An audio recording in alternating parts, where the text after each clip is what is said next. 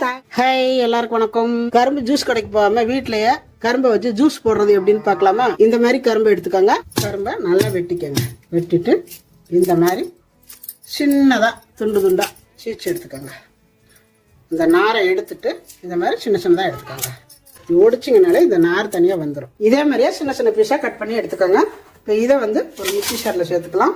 ஒரு துண்டு இஞ்சி, ஒரு 2 இனுக்கு புதினா இலை. நீங்கள் வேணும்னா சேர்த்துக்கலாம், வேண்டாட்டி விட்டுறலாம். ஆனால் இது போடுறதுனால அவ்வளோ டேஸ்ட்டாக இருக்கும், நல்ல மணமாகவும் இருக்கும். கொஞ்சமாக ஐஸ் கட்டி போட்டு அரைச்சிங்கன்னா நல்லா குழுகுழுன்னு இருக்கும். உங்களுக்கு வேணும்னா சேர்த்துக்கோங்க, ஐஸ் கட்டி வேண்டாம்னா விட்டுருங்க. பார்த்தா இந்த மாதிரி அரைஞ்சிருக்கும். இப்போ இதை நம்ம வந்து வடிகட்டி எடுத்துக்கலாம்.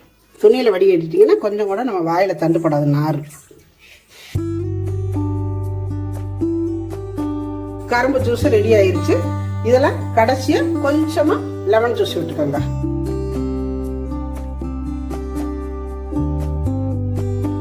இப்ப கரும்பு ஜூஸ் ரெடி. இப்ப சாப்பிட போறேன். செமையா இருக்குதுங்க. ஜூஸ் நல்லா இருக்கா? வாயில எடுத்துட்டு சொல்றா. ஜூஸ் எப்படிமா இருக்கு? அப்படி இருக்குதா ஜூஸ்? நல்லா இருக்கா? அது என்ன ஜூஸ்? ஓ, நல்லா இருக்கா? நீங்க சொல்லுங்க.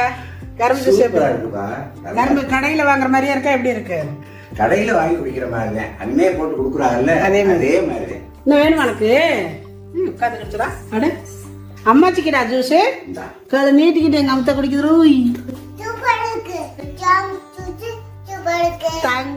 கண்டிப்பா நீங்களும் வீட்டுல இதே மாதிரி செஞ்சு பாருங்க. டாடா பாய்.